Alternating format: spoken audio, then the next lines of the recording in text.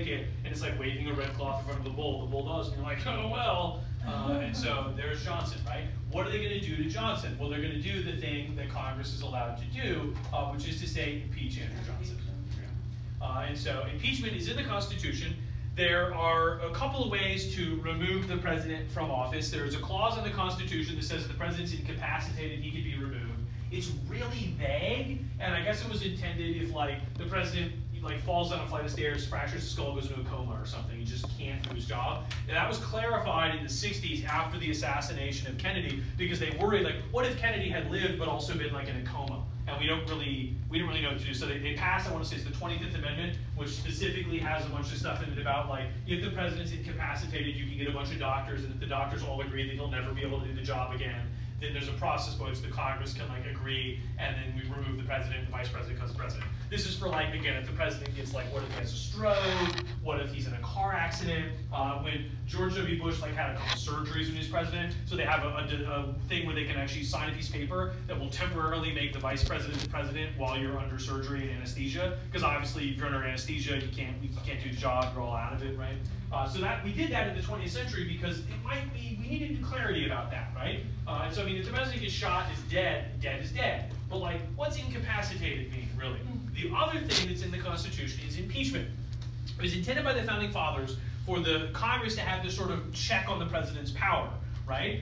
So the way impeachment works is that the president, if he's done what the Constitution calls high crimes or misdemeanors, he can be impeached, which is very vague and confusing. What's a high crime? What's a misdemeanor? High crime, I don't know, Grand Theft Auto, misdemeanor, jaywalking? What? It's usually interpreted to mean if the president has abused his powers in some way that has to do with being the president, right? Like if the president's done something illegal, that's bad, but that would be, you would pursue that in the courts. If the president has abused his presidential powers by doing something illegal because he's the president, like for example, in a 20th century example, interfering with the FBI or something like that would be the thing where like not anybody can do that. That's something the president did that was bad, but also he did that's like a presidential thing that's bad, right? If the president writes bad checks, it's like, well, anybody can do that, that's illegal, but like it's not a presidentially illegal thing, right?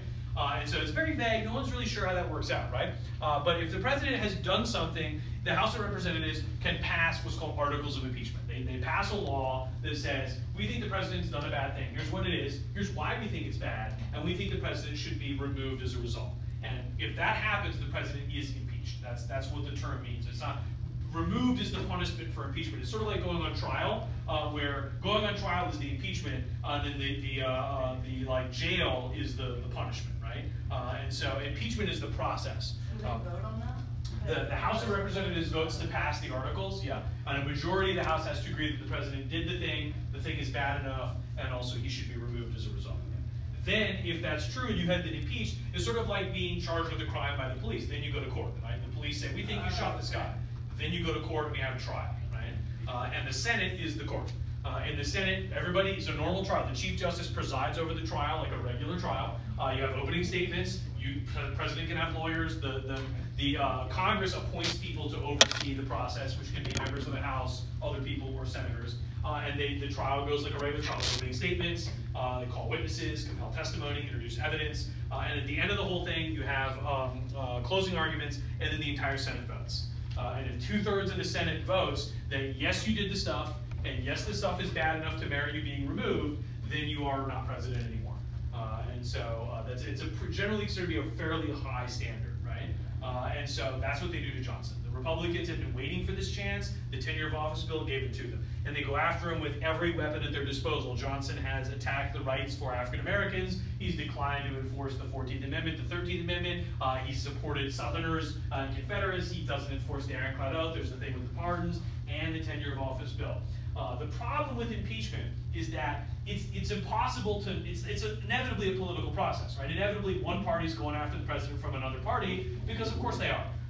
And so at the same time, for the Republicans, they want it to be seen as a sort of a clear-cut legal thing. We're going after this president because he broke the law. But they don't pitch it as that. They don't, if that's the case, just Exhibit A, Tenure of Office Act, firing of Stanton, introduce the Office Act as a piece of evidence, get stand to testify. Were you fired? Yeah, okay, rest our case. Instead, they throw everything else on the table. Johnson is a jerk, he's a drunk, he insulted Lincoln, he hates black people, he doesn't like Reconstruction, he doesn't work in Congress, blah, blah, blah. They throw all the political arguments they have against Johnson onto the table. And so Johnson, by the way, declines to testify, doesn't appear at the impeachment. This is a picture of the Senate gallery where they're conducting the impeachment. There's the Republicans who are prosecuting the case, which is a number of very, very anti-Johnson Republicans. This is Benjamin Butler right there, Beast Butler, from the guy who ran New Orleans for the Union Army during the Civil War. And so when it comes time to vote, a bunch of Republicans cross the aisle and vote against the impeachment proceedings. And if you ask them why, and reporters do, they say, look, Johnson is an awful person, he's a miserable racist, he's a terrible human being, and he's a completely objectionable person that no one likes. Those are not reasons to remove him from the presidency, right? Those are not reasons to remove him. Those are reasons to not like Johnson and not want to go to church with him and not want to have dinner with him, but they're not reasons to kick him out of the presidency. And the Tenure of Office Act is unconstitutional. So, like, is breaking an unconstitutional law actually unconstitutional? No, right? I mean, that's literally not how it works, right? And the Supreme Court is ready to issue an opinion, but waits. And almost certainly, if Johnson had been removed, the Supreme Court would have raised even bigger questions by ruling that the law that had been the basis for part of the impeachment was in fact unconstitutional. And so, at the end of the day, Johnson gets saved from removal from the presidency, not because of anything other than the fact that the process itself was a very highly partisan and very flawed one. Right, and so to be totally fair to Johnson, nobody likes him, but they saved him because there were bigger questions. If the Republicans in Congress had impeached Johnson because they didn't like him, he was a jerk face, they didn't work well with him, that raises questions about, like, what happens the next time the president is unpopular and the Congress is dominated by the other party, right? They're just going to come up with some bullshit reason and fire him. And then the president really works for Congress, right? I mean, then the president can be hired and fired by Congress at any time. And every legal scholar, even ones who hate Johnson, agrees that Johnson didn't violate the Constitution when he fired Stanton. He was totally above board when he did it. And so the first impeachment proceeding in American history goes, as you might imagine, very badly. Now Johnson is saved, but is he really saved? Well, by 1868, it's time for him to run for re-election. There's no chance he would run, right? The Democrats aren't going to nominate him. He was the Republican vice president with Lincoln, right? The Republicans are not going to nominate a guy who's a Democrat and has never been anything but a Democrat. And so that's completely off the table. Johnson somehow manages to win another term as a senator from Tennessee and serves for another term as a senator from Tennessee, but basically does nothing in the Senate. No one really wants to deal with him at all. And so he's basically out. The Republicans, on the other hand, nominate, we don't have a picture of him here. The Republicans, on the other hand, nominate your friend and mine, Ulysses S. Grant. As it turns out, you can see, here's General Grant in his military uniform, right? If you told Grant in 1860 that in 3 years he'd be commander-in-chief of the Union Army and in 8 he'd be president of the United States of America, Grant would laugh in your face. He was a loser. But of course he came out of the Civil War as unconditional surrender Grant, United States Grant, the guy that defeated Robert E. Lee, right? And so Grant is a shoo-in. He's got the most important quality you could possibly have in a presidential candidate: you can win. And not only you can win, you will probably almost certainly win because everyone likes you. And so at the end of the day, we want to have presidential candidates who have all sorts of great qualities, but if you can't win, you can't win, right? And so Grant has the winning thing in spades, right? He wins, as you might imagine, easily. In fact, wins 1868 and elected again in 1872, right? Easily, in fact. And so for the Republicans, the question is, what's Grant going to do about this Reconstruction thing, right? Johnson fought it tooth and nail. We sort of entered this holding pattern in the South, right? What's going to happen now? And so, as you might imagine, boy, will we see. Very last thing we can mention, we'll talk about another impeachment in this class briefly. There have been two other near impeachments in American history. Nixon was almost impeached in 1975. And in fact was within minutes of the House of Representatives voting to impeach Nixon. And he would have been impeached and he would have been removed. The Senate enough senators had said they would support it, that he was for sure gone. And what Nixon did was he wrote a one-sentence letter of resignation and sent it to the Speaker of the House of Representatives. And the reason is that Nixon had done a bunch of dirty tricks to win the 1972 election, and the FBI had been investigating them, and then Nixon ordered the Attorney General to fire the head of the FBI. And then fire the special prosecutor investigating the Watergate break-in. And so the Attorney General refused to do it and quit. So Nixon said to the Assistant Attorney General, you do it, and he quit. So the Deputy Assistant Attorney General said, if you ask me to do it, I'll quit. And Nixon said, I'm gonna. He said, I quit. And so they called it the Saturday Night Massacre, where Nixon fired 3 of his attorney generals in the space of 25 minutes. And so when news of all of that bubbled to the surface, and then there were audio recordings of the president discussing this stuff, Nixon knew he was doomed, so he resigned to avoid becoming what would have been the first successful impeachment in American history. And so the second time was in the 90s. President Bill Clinton was impeached.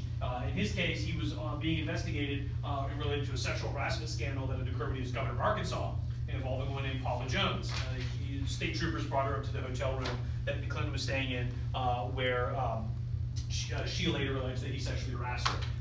And so there was a civil suit ongoing. The Supreme Court argued that Judge Jones could sue Clinton in civil court, as it turns out. But during this, information came out that a White House intern named Monica Lewinsky had a physical relationship with the president. Funny story, the Republicans had shut down the government over a budget dispute with the White House, which led to the furloughing of all the White House employees, which is why Monica Lewinsky, who was an intern from Georgetown Law School, ended up in the White House.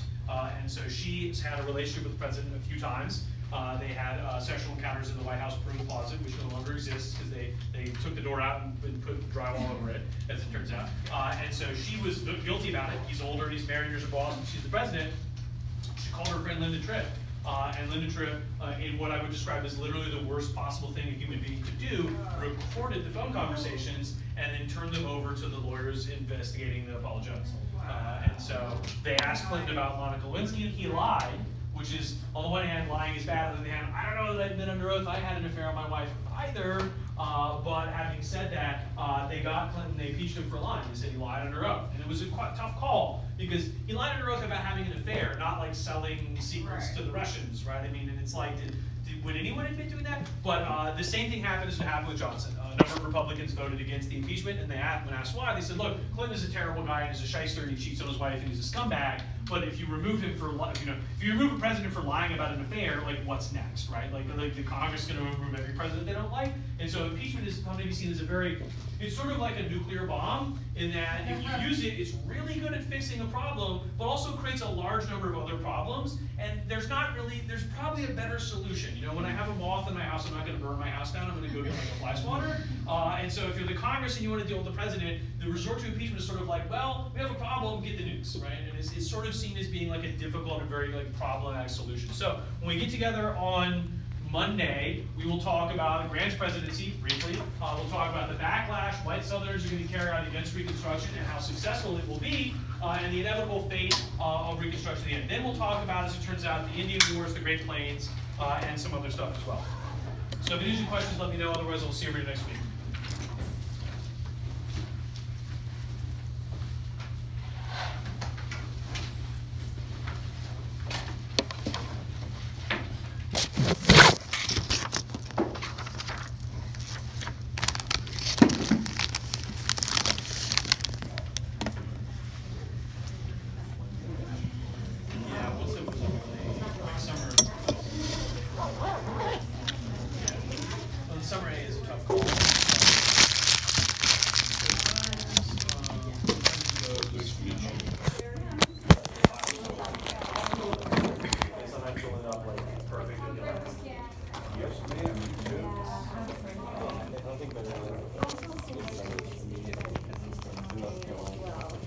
Does he have class? No, he's like, well, I'm gonna sign up for summer classes. And I was like, Ben, like today, like, yeah.